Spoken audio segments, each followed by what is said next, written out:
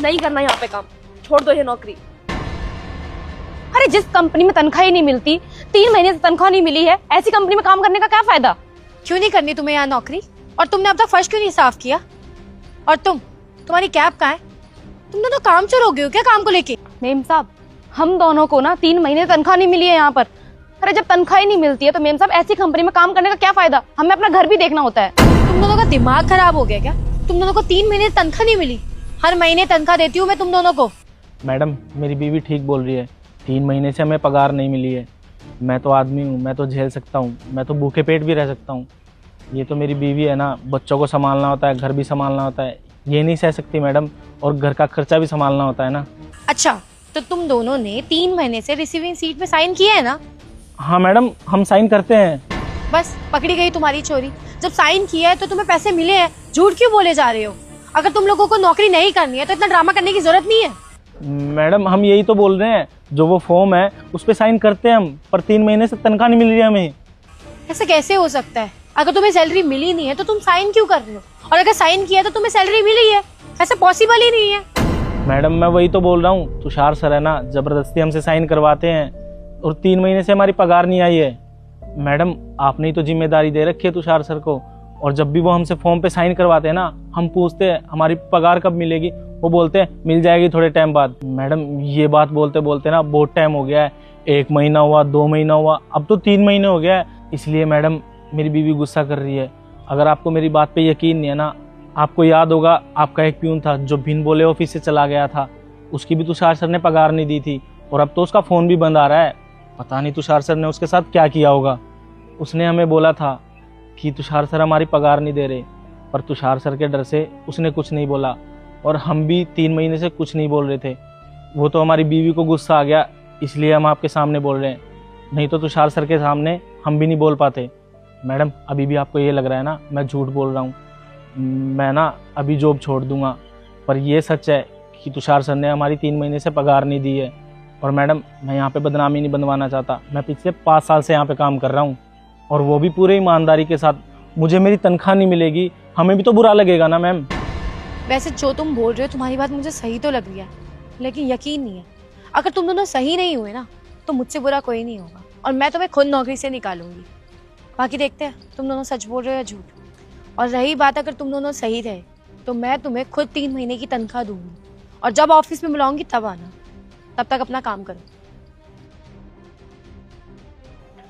सुनिए, मेम साहब ने कहा तो है कि पिछले 3 महीने की रुकी हुई तनख्वाह दे देंगी।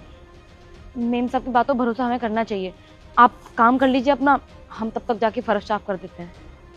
हाँ मुझे भी भरोसा है मैडम पे, मैडम कुछ ना कुछ करके हमारी पगार दे देगी। अब काम करते हैं।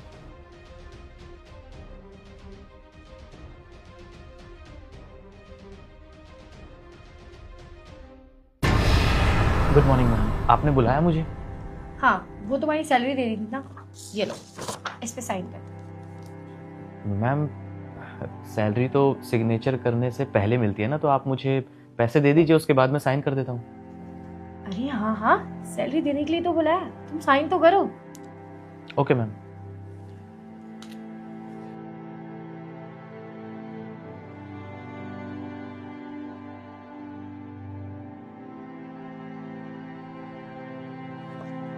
ठीक है, जाओ। जाओ? लेकिन मैम अभी तक आपने मुझे सैलरी दी नहीं है, आप शायद भूल गए। कौन सी सैलरी? अभी तो दिए तुम्हें पैसे, जाओ अब। मैम आप कैसी बात कर रही हैं, आपने मुझे कोई सैलरी नहीं दी। आप ही ने तो बोला था कि पहले साइन कर दो, उसके बाद मैं सैलरी देती हूँ। तो शायद कैसी बातें कर रहे हो, यू आर अ सीनियर। मैंने तुम्हें अभी तो पैसे दिए हैं, अब जाओ, मेरा टाइम वेस्ट मत करो, मुझे और भी काम करना है। मैम आई थिंक आपको मिसअंडरस्टैंडिंग हो रही है, आपने मुझे अभी तक सैलरी नहीं दी। आप पहले सैलरी दे दीजिए, उसके बाद मैं चला जाता हूँ। इन पेपर में तुमने ही साइन किए हैं, तो इसका मतलब तो यही है कि मैंने तुम्हें सैलरी दे दी है, तभी तो तुमने साइन किए है ना। बार बार तुम मुझे सैलरी के लिए क्यों बोल रहे हो? देखिए मैम, मैं कोई मजाक के मूड में नहीं हूँ, आप प्लीज़ मेरी सैलरी मुझे दे दीजिए।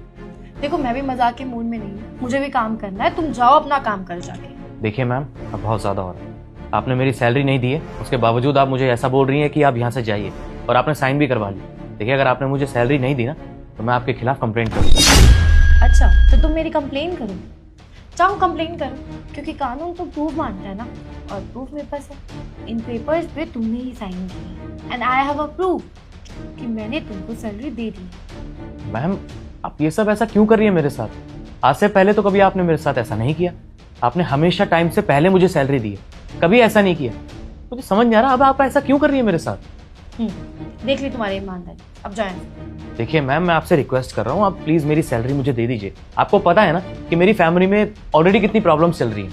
अच्छा मिस्टर शाह, आपकी सैलरी 80,000 है और आपकी फैमिली में बहुत सारी प्रॉब्लम है, तो आपको प्रॉब्लम हो रही है। और जिनकी सैलरी 15,000 है उनकी फैमिली में दिक्कत नहीं होती क्या? या उनको पैसों की नीड नहीं होती, या उन्हें सैलरी नहीं चाहिए होती? देखिए मैम मुझे कुछ समझ नहीं आ रहा कि आप क्या बात कर रही हैं, क्या बोले जा रही हैं आप? एक मिनट रुको, जरा सीमा को अंदर भेजो। हाँ थोड़ा जल्दी। जी मैम। अच्छा तो तुषार तुम इसे पहचानते हो?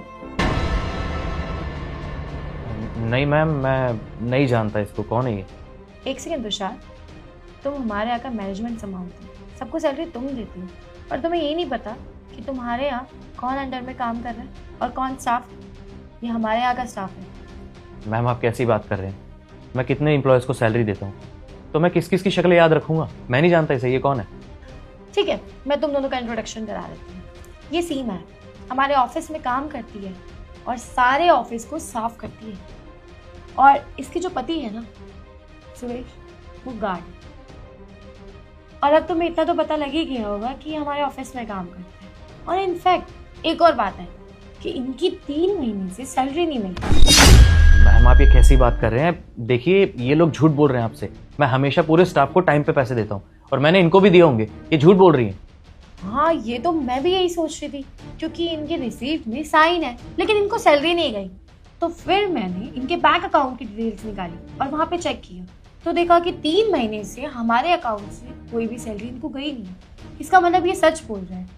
तो झूठ तो तुम ही बोल रहे होगे ना कि तुमने इनको 3 महीने से सैलरी नहीं दी।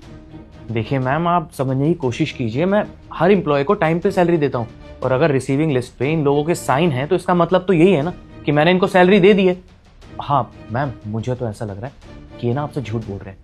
आपको नहीं पता कि गरीब लोग, छोटे लोग ना ऐसे ही होते हैं, झूठ बोलते हैं। ये ना पैसे खा के ढकार भी नहीं लेते।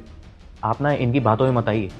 बस करो तुषार, मुझे तुम्हारी कोई सफाई नहीं सुननी। मुझे तुम्हारा झूठ पता है, तुमने झूठ बोला है हमसे और मुझसे। मैंने तुम्हें नौकरी इसलिए दी थी ताकि तुम ऑफिस को संभालो, सारे एम्प्लॉयज को इक्वल ट्रीट करो, और तुम क्या कर रहे हो? रंगे हाथों स्कैम। तुम 3 महीने से इन बेचारों की सैलरी नहीं दे रही। मतलब तुम्हारी प्रॉब्लम तुम्हारी है, लेकिन दूसरों की प्रॉब्लम नहीं हो सकती क्या? तुम ऐसा कैसे कर सकते हो? मतलब 3 महीने से तुम इनके पैसे नहीं दे रहे हो और ऊपर से अब तुम फिर से झूठ बोल रहे हो। ठीक है मैम, मैं आपको सब कुछ सच सच बताता हूँ। देखिए बात ऐसी है कि मैंने पिछले 3 महीने से इन लोगों की सैलरी नहीं दी। तो क्या है ना मैम कि मेरी फैमिली में बहुत ज़्यादा प्रॉब्लम चल रही है, फाइनेंशियल क्राइसिस चल रहे हैं। तो इस दौरान मुझे पैसों की बहुत नीड थी, इसलिए पिछले 3 महीनों से मैंने इनकी सैलरी में से कुछ हिस्सा खाया। और देखिए मैं जानता हूँ कि मैंने गलत किया है ना, प्रॉमिस कि मैं आज के बाद कभी ऐसी गलती नहीं करूँगा, मैं कभी इनके पैसे नहीं खाऊंगा। बट प्लीज़ इस बार आप मुझे माफ़ कर दीजिए। वैसे तुषार अब मुझे ये भी बता दो कि तुमने और किस किस की सैलरी नहीं दी, और ऐसे कितने लोग हैं जो बेचारे 3-4 महीने से उनको पैसे नहीं मिले? नहीं मैम, देखिए मैंने सिर्फ इसके और इसके हस्बैंड के पैसे मारे और किसी के नहीं मारे। अच्छा तुम्हें वो पियोन तो याद ही होगा ना जो छोड़ के चला गया था, उसका एड्रेस भी मुझे मिल नहीं रहा है। तो मैं वैसे तो एड्रेस निकलवा लूंगी, बेहतर यही होगा कि तुम मुझे सच बता दो कि तुमने उसकी भी सैलरी दी है या नहीं दी है। वैसे मैं तुम्हें लेटर तो दूंगी तुम्हारे रिजाइन का, लेकिन साथ में फ्रॉड का केस भी लगाऊंगी ताकि कोई और कंपनी तुम्हें जॉब ना हो, क्योंकि जो तुमने इस ऑफिस में किया है ना वो तुम किसी और ऑफिस में भी कर सकते हो। नहीं मैम, मैं आपको बताता हूँ, मैंने इन दोनों के अलावा और भी स्टाफ के पैसे मारे हैं। अब उसमें से कुछ ड्राइवर्स हैं, कुछ सिक्योरिटी गार्ड्स हैं। देखिए आई एम सॉरी, आज के बाद कभी ऐसा नहीं होगा। देखिए मैम अगर आप कहेंगी ना तो मैं इन लोगों से भी माफ़ी मांगूंगा, जिसके पैसे खाए हैं सबसे माफ़ी मांग लूंगा। बस प्लीज़ आप मुझे इस बार माफ़ कर दीजिए। सीरियसली तुषार, तुमने इतना सब कुछ किया और तुमने बोला बस इतना ही? तुमने इतने सारे लोगों के पैसे खाए हैं और तुम अभी भी कितनी आसानी से बोल रही हो। खैर इसका डिसीजन ना मैं तुम्हें देती हूँ।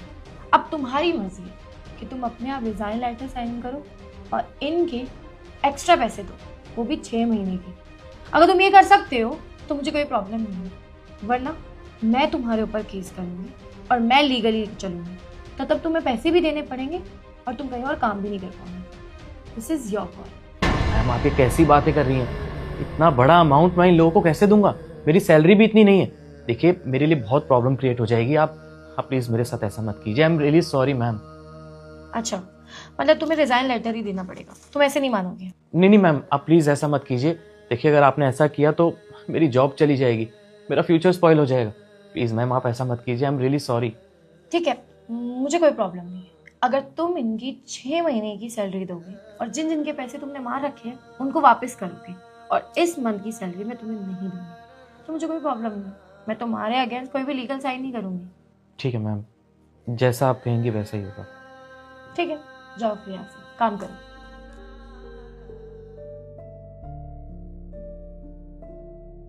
देखिए miss Seema, I am very sorry.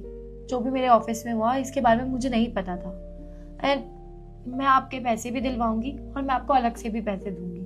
I know कि आपने 3 महीने तक क्या झेला है वो मैं आपको वापस नहीं कर सकती, लेकिन सिर्फ मैं आपकी इतनी मदद कर सकती हूँ कि आगे से कभी ऐसा नहीं होगा और आपके पैसे आपको दुगने मिल जाएंगे। I am so sorry. अरे नहीं मैम, इसमें आपकी कोई गलती नहीं है। जो कुछ भी किया उन साहब ने किया था।